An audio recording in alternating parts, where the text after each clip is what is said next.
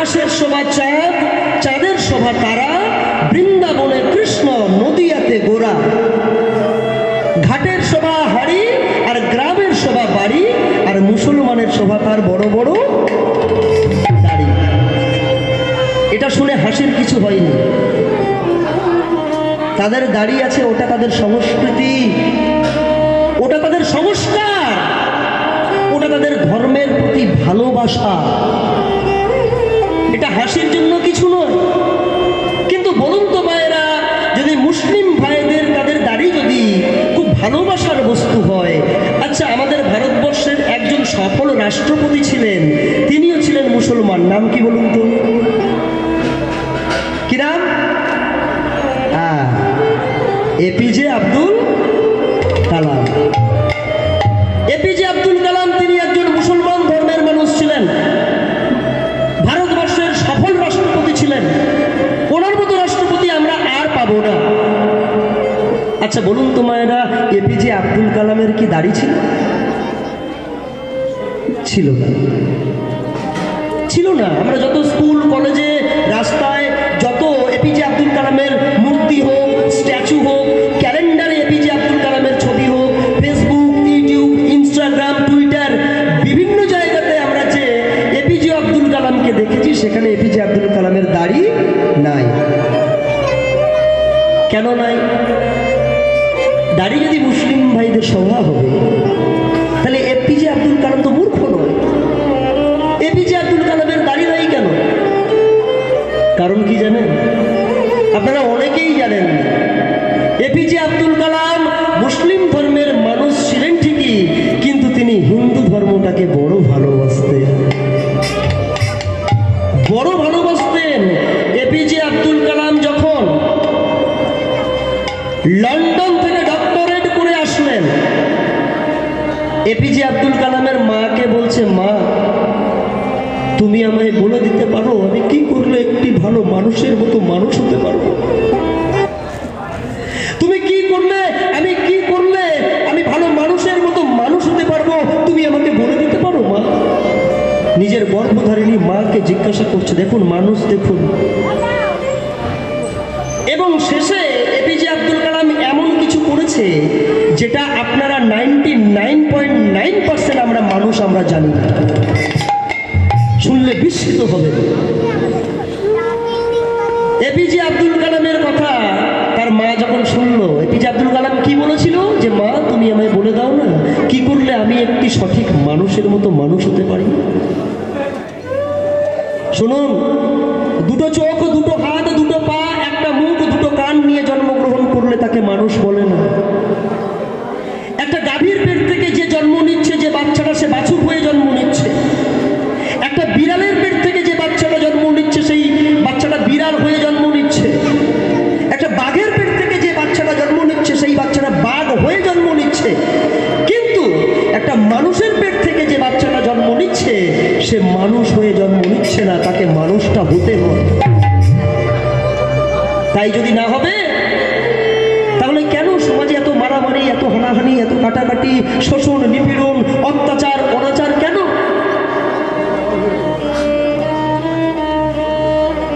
মানুষের যদি মনুষ্যত্ব না থাকে, মানুষের যদি চৈতন্য না থাকে, মানুষের যদি মনুষ্যত্ব না থাকে, তাকে মানুষ বলা যাবে না। তাকে মানুষ হতে হয়। সবসময়ের জন্য চিন্তা করবেন, আপনি অনেক টাকা পয়সা খরচ করে একটা দামি রোলেক্স ঘড়ি কিনতে পারেন, লক্ষ লক্ষ টাকা খরচ করে, কিন্তু সময়কে কখনো কিনতে পারবেন না। আপনার কাছে টাকা আছে, আপনি অনেক বড় একটা পালঙ্ক কিনতে পারেন, কিন্তু নিদ্রাকে কখনো কিনতে পাওয়া যাবে না। আপনার কাছে অনেক পয়সা আছে বলে আপনি অনেক গ্রন্থ কিনে রাখলেন, কিন্তু সবসময় চিন্তা করবেন বিদ্যা কখনো কিনতে পাওয়া যাবে না। আপনি দামি দামি পোশাক কিনতে পারেন পয়সা কড়ি খরচ করে, কিন্তু মনুষ্যত্ব কখনো কিনতে পাওয়া যাবে না। তাই এপিজে আব্দুল কালাম বলছে, মা তুমি আমাকে বলে দাও আমি কি করলে একটি সঠিক মানুষের মতো মানুষ হতে পারবো, তুমি আমায় বলে দাও। এপিজে আব্দুল কালামের মা বলছে, আব্দুল রে, বড় কঠিন প্রশ্ন করেছিস বাবা তুই আমাকে। এই প্রশ্নের উত্তর আমার কাছে নাই। এই প্রশ্নের উত্তর যদি জানতে চাস তাহলে হিন্দু সনাতন ধর্মের কোনো ভক্ত মানুষকে গিয়ে জিজ্ঞাসা কর, সে তোকে এই প্রশ্নের উত্তর দিতে পারে। এপিজে আব্দুল কালামের একটা স্কুল জীবনের বন্ধু ছিল যার নাম হলো সৌম্য সরকার। এই সৌম্য সরকার পেশায় তিনি একজন স্কুল শিক্ষক। তিনি একজন স্কুল শিক্ষক এবং তিনি একাধারে আবার ভালো ভক্ত। এই আপনাদের মতো যেখানেই কীর্তন হয় সেখানে সাধুগুরু বৈষ্ণবের সঙ্গ নেয়, কীর্তন শুনতে চলে যায়, গীতা ভাগবত পাঠ করে, রামায়ণ পাঠ করে। তিনি ভক্ত মানুষ ছিলেন। এপিজে আব্দুল কালাম সেই সৌম্য সরকারকে গিয়ে বলছে, সৌম্য রে, বলে দিতে পারিস ভাই কি করলে আমি একটি মানুষের মতো মানুষ হতে পারি? আমি আমার মাকে বলেছি, কিন্তু আমার মা বলল যে হিন্দু সনাতন ধর্মের কোনো ভক্ত মানুষকে গিয়ে জিজ্ঞাসা করলে আমি নাকি আমার প্রশ্নের উত্তরখানা পাবো। তা তুই তো আমার বন্ধু, তুই আমাকে বলে দে ভাই।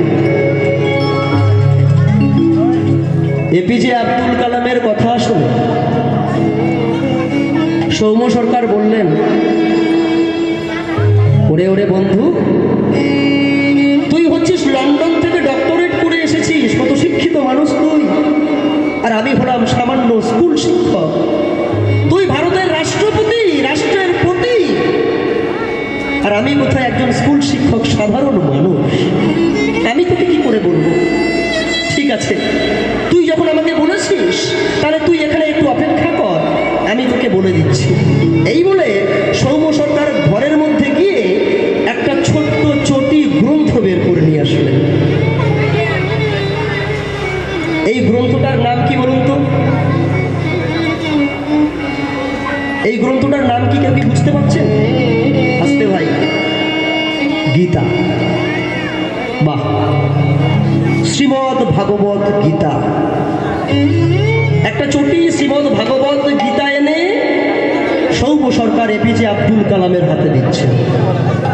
নে ভাই, যদি মানুষের মতো মানুষ হতে চাস, যদি নিজেকে জানতে চাস, যদি নিজেকে বুঝতে চাস, তাহলে এই গ্রন্থটা তুই আজ থেকেই পাঠ করা শুরু কর। এপিজে আব্দুল কালাম ভালো করে গ্রন্থটাকে উল্টে পাল্টে দেখছে যে এটা শ্রীমদ ভাগবত গীতা। এপিজে আব্দুল কালাম বলছে, সৌম্য ভাই, সৌম্য রে, আমি তো মুসলিম ধর্মের মানুষ, আমি কি এই গীতা পাঠ করতে পারবো? কেন পারবি না? শ্রীমদ ভাগবত কোনো ধর্মগ্রন্থ নয়। শ্রীমদ ভাগবত হলেন ভগবানের মুখনিসৃত বাণী। ভগবানের মুখনিসৃত বাণী হলো শ্রীমদ ভাগবত। এই শ্রীমদ ভাগবত পড়লে তুই নিজেকে জানতে পারবি, নিজেকে বুঝতে পারবি। আমি কি, আমি কেন, আমি কিসের জন্য, এটা জানার জন্য শ্রীমদ ভাগবত আমাদের প্রত্যেককে পাঠ করা দরকার। এটাই গৌর প্রেমানন্দ হরি বল।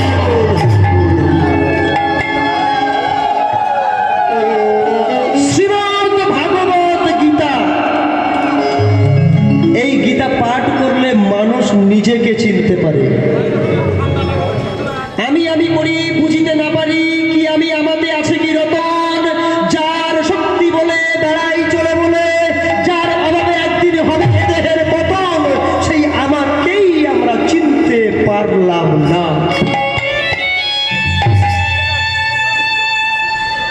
আপনারা এখানে যে কজন আছেন, আমরা যে কজন আছি এখানে, সবাই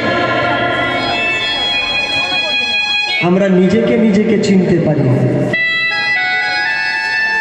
আমরা নিজেকে নিজেকে বুঝতে পারিনি। নিজেকে নিজেকে চিনতে গেলে, নিজেকে বুঝতে গেলে শ্রীমদ ভাগবত গীতা পাঠ করতে হবে। তাই বলছে গো, যখন এপিজে আব্দুল কালাম যখন শুনলেন যে এই গ্রন্থটা নিজেকে জানার জন্য পাঠ করতে হবে, আমরা এটা কেউ জানি না। ভারতবর্ষের রাষ্ট্রপতি সেই এপিজে আব্দুল কালাম, যিনি একজন মুসলমান ধর্মের মানুষ ছিলেন, সারাটা জীবন ধরে তিনি গীতা পাঠ করে গেলেন। এটা আমরা অনেকেই জানি না। সারা জীবন ধরে যখন গীতা পাঠ করলেন, এপিজে আব্দুল কালাম মৃত্যুশয্যায় যখন হসপিটালের বিছানায় শুয়ে মৃত্যুর সঙ্গে পাঞ্জা লড়ছেন, ভারতবর্ষের বড় বড় মিডিয়া চ্যানেলগুলো, এবিপি আনন্দ থেকে শুরু করে 24 ঘন্টা থেকে শুরু করে, ইটিভি নিউজ থেকে শুরু করে, আর বাংলা থেকে শুরু করে, আজ তাক থেকে শুরু করে, যত বড় বড় মিডিয়ার নিউজ চ্যানেলগুলো এপিজে আব্দুল কালামের সামনে গিয়ে মাইক্রোফোন ধরেছে। রাষ্ট্রপতি সাহেব, আমরা শুনেছি আপনি নাকি সারাটা জীবন ধরে গীতা পাঠ করেছেন। সারাটা জীবন ধরে নাকি গীতা পাঠ করেছেন। কথাগুলো মন দিয়ে বুঝুন। এই মিডিয়ার চ্যানেলগুলো যখন এপিজে আব্দুল কালামের মুখের সামনে মাইক্রোফোন ধরে প্রশ্ন করছে যে আপনি তো সারা জীবন গীতা পাঠ করলেন, তা গীতা পাঠ করে আপনি কি শিখেছেন? আমাদের ভক্তদেরকে বলুন, আমাদের দর্শকদেরকে আপনি বলুন। সরাসরি লাইভ টেলিকাস্ট হচ্ছিল, অনেকেই দেখেছেন সেই সময়। লাইভ টেলিকাস্ট করছে বিভিন্ন মিডিয়া চ্যানেলগুলো, যে আপনি বলুন যে গীতা পাঠ করে আপনি কি শিখেছেন, আমাদের দর্শকদেরকে বলুন। রাষ্ট্রপতি তো তিনি একটু কঠিন ভাষায় উত্তর দিলেন। অ্যান্সারটা কেমন ছিল জানেন? আস্তে আস্তে অ্যান্সারটা ছিল, এপিজে আব্দুল কালাম বললেন যে হ্যাঁ, তোমরা ঠিক শুনেছ, আমি সারাটা জীবন ধরে গীতা পাঠ করেছি, পাশাপাশি আমি কোরআনকেও পাঠ করেছি। সর্বধর্মের প্রতি আমার ছিল উদার ভালোবাসা, কোনো ধর্মকে তিনি ছোট করেননি। হিন্দু সনাতন ধর্ম এমনই একটা ধর্ম, এই ধর্ম কোনো অন্য ধর্মকে ছোট করে না। আর হিন্দু ধর্ম যদি অন্য কোনো ধর্মকে ছোট করত, তাহলে ওই মহাকুম্ভ মেলায় খ্রিস্টান, শিখ, জৈন, বৌদ্ধ, কোটি কোটি বিভিন্ন ধর্মের মানুষ এসে পূর্ণ স্নান করছে। কেন? সমস্ত ধর্মকে একই রকম ভাবে ভালোবেসে গেছে। এপিজে আব্দুল কালাম বলছেন, প্রশ্নের উত্তরটি দিচ্ছেন, কি বলছেন? যে ব্রিজ অ্যান্ড ওয়াল, ব্রিজ এবং দেওয়াল আর মেড, তৈরি হয় উইথ সেম মেটেরিয়ালস, একই রকমের কাঁচামাল দিয়ে। বাট কিন্তু ব্রিজ কানেক্টিং পিপল, একটা নদীর ওপর থেকে ব্রিজ চলে গেল, নদীর ওপারের মানুষ এপারে আসবে, এপারের মানুষ ওপারে যাবে। এই যে কানেক্ট করছে, আপনাদের মেঘালয় থেকে পশ্চিমবঙ্গের সঙ্গে কানেক্ট করছে তো একটা ব্রিজ, তাই না? এশিয়া মহাদেশের নাকি, আমি যেটা শুনলাম, এশিয়া মহাদেশের মধ্যে নাকি দ্বিতীয় বৃহত্তম ব্রিজ, যেটার দৈর্ঘ্য 21 কিলোমিটার। তাহলে এই ব্রিজটা কেন করছে? যাতে পশ্চিমবঙ্গের মানুষ মেঘালয় আসতে পারে, মেঘালয়ের মানুষ পশ্চিমবঙ্গে যেতে পারে। এই যে কানেক্ট করছে। তাই এপিজে আব্দুল কালাম বলছে, bridge and wall are made with same materials, but কিন্তু ব্রিজ কি করে? সংযোগ রক্ষা করে। আর দেওয়াল কি করে? একটা দেওয়াল কি করে? সংযোগ রক্ষা করে। হ্যাঁ, দেওয়াল একেবারে ডিভাইড করে দেয়, ডিভাইডেশন, ভেদাভেদ করে দেয়। ভেদাভেদ মানে তুমি মুসলিম, আমি হিন্দু, এই যে ভেদাভেদ। তুমি জৈন, আমি বৌদ্ধ, এই যে ভেদাভেদ। তিনি বোঝাতে চাইলেন সর্বধর্মের মানুষকে, তিনি বোঝাতে চাইলেন আমরা কেউ কোনো জাতের নয়, আমাদের সবচেয়ে বড় জাত হলো আমরা মানুষ জাত। এখানে কেউ হিন্দু নয়, কেউ মুসলিম নয়, কেউ খ্রিস্টান নয়, কেউ বৌদ্ধ নয়, কেউ জৈন নয়। সবার আগে আমাদের জাত একটাই, যেটা হলো আমরা মানুষ।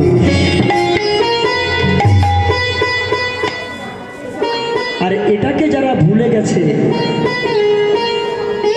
তারা ভেদাভেদ করছে। তাই এপিজে আব্দুল কালাম বলছে, জীবন গীতা পাঠ করে ধর্মে ধর্মে ভেদাভেদ নয়, আমি সমস্ত ধর্মকে ভালোবাসতে শিখেছি, কিন্তু বিভেদের দেওয়াল তুলতে শিখিনি। নিতাই গৌর প্রেমানন্দ হরি বল, হরি বল। কত মূল্যবান কথা তিনি আমাদেরকে দিয়ে গেলেন, যে আমি গীতা পাঠ করে সর্বধর্মের মানুষকে আমি সঙ্গবদ্ধ করে ভালোবাসতে শিখেছি। সমস্ত ধর্মের প্রতি আমার উদারতা, সমস্ত ধর্মের প্রতি আমার ভালোবাসা আমি শিখেছি, কিন্তু কোন ধর্মের প্রতি আমি বিভেদের দেওয়াল তুলতে শিখিনি। এই হলেন এপিজে আব্দুল কালাম, আমাদের রাষ্ট্রপতি। এমন মানুষ হয়তো আমরা আর পাব না।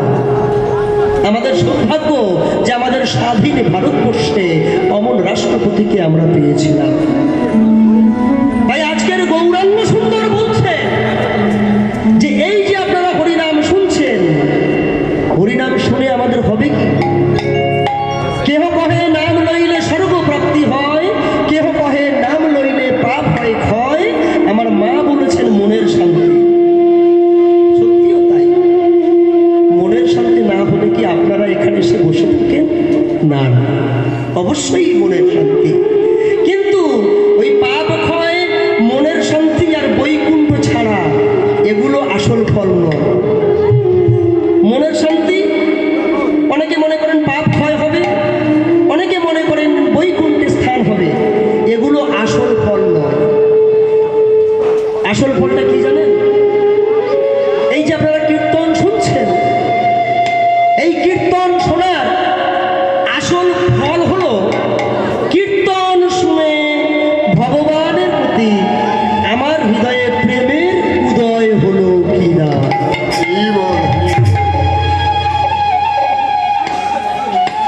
কীর্তন শুনে আমি ভগবানকে, আমার প্রাণ গোবিন্দকে আমি ভালোবাসতে পারলাম কিনা, এটাই হলো মুখ্য উদ্দেশ্য।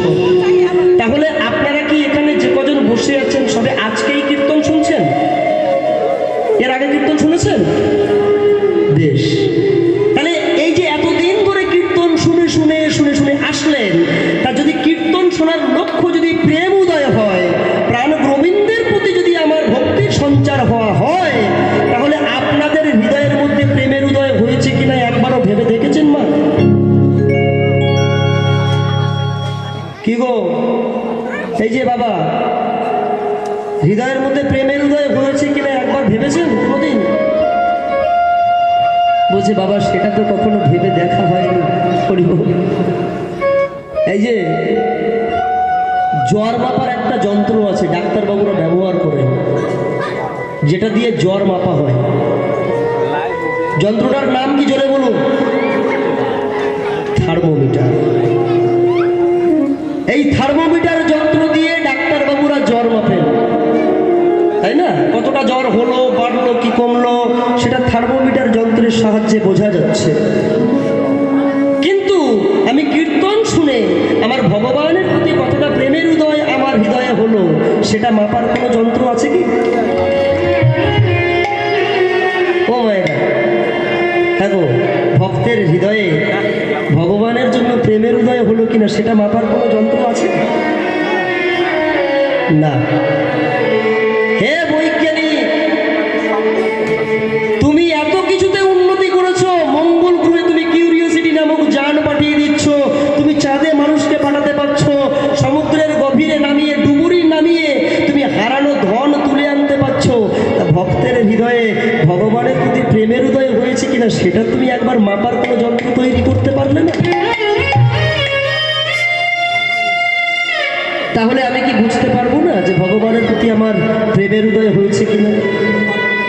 বুঝে কোনো যন্ত্র নেই, কিন্তু একটা উপায় আছে। কি উপায়? যে উপায়টার সাহায্যে আপনি বুঝতে পারবেন আপনার হৃদয়ে ভগবানের জন্য ভক্তির উদয় হয়েছে কিনা। আপনাদের এই বাজারটার নাম ফুলবাড়ি বাজার তো? ফুলবাড়ি। আগামীকাল প্রভাত হলেই, সকাল হলেই যে যা খাবার খেতে ভালোবাসেন সেই দোকানে ঢুকে যান। এই দেখুন প্রেম হয়েছে কিনা সেটা বোঝার উপায় বলে দিচ্ছি ভগবানের প্রতি।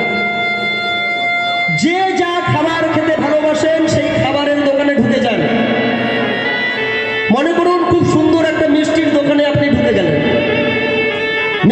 দোকানদার একেবারে কাঁচের বাক্সের মধ্যে বিভিন্ন রকমের মিষ্টি সাজিয়ে রেখে দিয়েছে। মনে করুন খুব সুন্দর একটা রসগোল্লা থেকে আপনার নিজের খেতে লোভ হচ্ছে। আরে কি সুন্দর রসগোল্লা, ওই রসগোল্লাটা যদি আমি খেতে পারতাম। ও মায়েরা, নিজের খেতে লোভ হয় না? যতক্ষণ এই ভাব থাকবে ততক্ষণই আপনি চিন্তা করবেন আপনার হৃদয়ের মধ্যে প্রেমের উদয় হয়নি।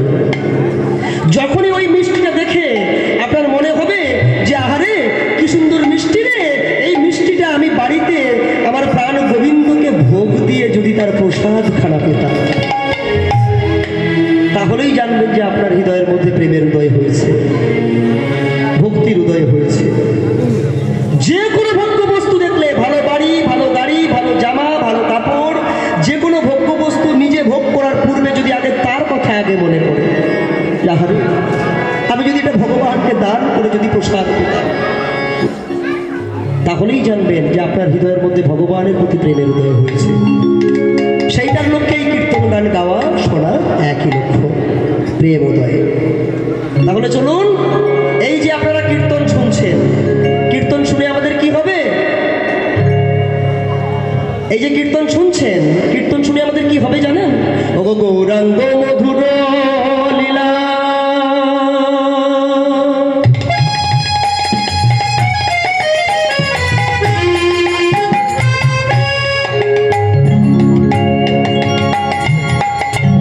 যার করলে প্রবেশিলা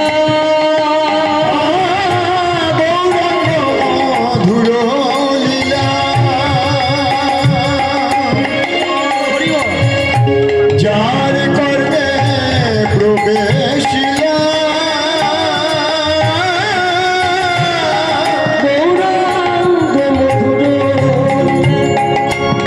যার করলে প্রবেশিলা হৃদয় নির্মল ভেলতা, হৃদয় নির্মল ভেলতা, তার অজ্ঞানে আধার যায় গো সরে, অজ্ঞানাধার জয় গো সরে, অজ্ঞানে আধার যায় গো সরে, অজ্ঞানী আধার জয় গো সরে, কোন গৌর লীলা শ্রবণ করে, অজ্ঞানে আধার যায় গো সরে, আপন গৌর লীলা সাধন করে, অজ্ঞানী আধার জয় গো সরে। ও গৌরাঙ্গ মধুর লীলা, যার কর্মে প্রবেশিলা গৌরাঙ্গ মধুর লীলা, যার কর্ণে প্রবেশিলা হৃদয় নির্মল ভেলতা, হৃদয় নির্মল ভেলতা। ও মায়েরা, গৌরাঙ্গ মধুর লীলা, যার কর্ণে প্রবেশিলা হৃদয় নির্মল ভেলতা। ভগবান কোথায় থাকে? এই যে মায়েরা, ভগবান কোথায় থাকে? বৃন্দাবনে আছেন। ভগবান তো নিজেই বলেছেন, আমি বৃন্দাবনে নেই, আমি নবদ্বীপে নেই, আমি কোনো তীর্থস্থানে নেই, আমি মন্দিরে নেই, আমি কোথাও নেই, আমি প্রতিটা ভক্তের হৃদয়ের মধ্যে বিরাজ করি। কিন্তু বলুন তো মায়েরা, ভগবানকে খোঁজার জন্য আমরা অনেক দূরে চলে গেছি। আমার দৃষ্টি চলে গেল বৃন্দাবনে, আমার দৃষ্টি চলে গেল নবদ্বীপে, আমার দৃষ্টি চলে গেল পুরীধামে, কিন্তু কোনো দিনের জন্য আমার এই হৃদয়ের মাঝে আমি একটি বারের জন্য ভগবানকে খুঁজে দেখতে পাই। তাই তো রবি ঠাকুর বলেছেন, রবি ঠাকুর আমাদেরকে বললেন, এই যে ভগবানকে কোথায় খুঁজছো? বাইরে ভগবানকে উদ্ভ্রান্তের মতো খুঁজো না। যদি একবারে হৃদয়ের মাঝে ভগবানকে খুঁজতে পারো, তাহলে তুমি ভগবানকে খুঁজে পাবে। কি সুন্দর কথা বললেন রবি ঠাকুর। আমার হিয়ার মাঝে লুকিয়েছিলে, দেখতে তোমায় পাইনি, আমি দেখতে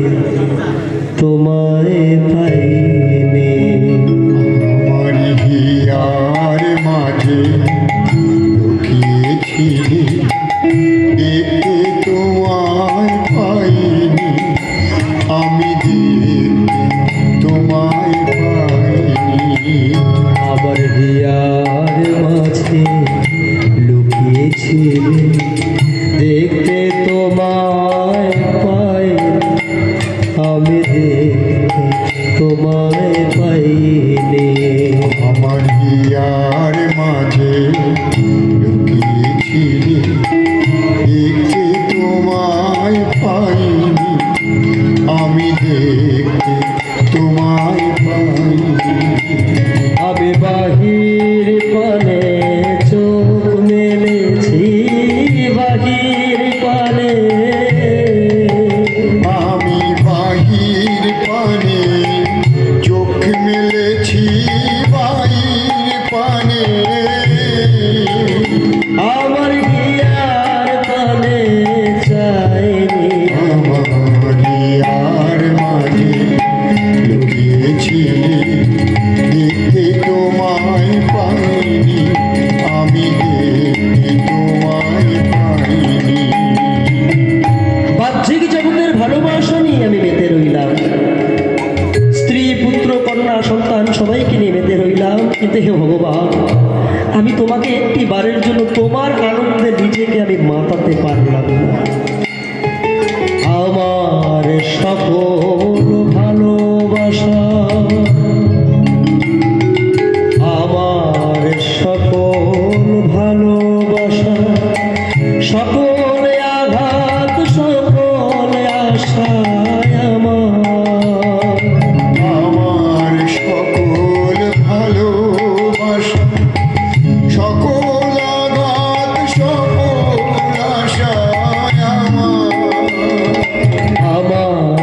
সকল ভালোবাসা, সকল আঘাত, সকল আশায় আমার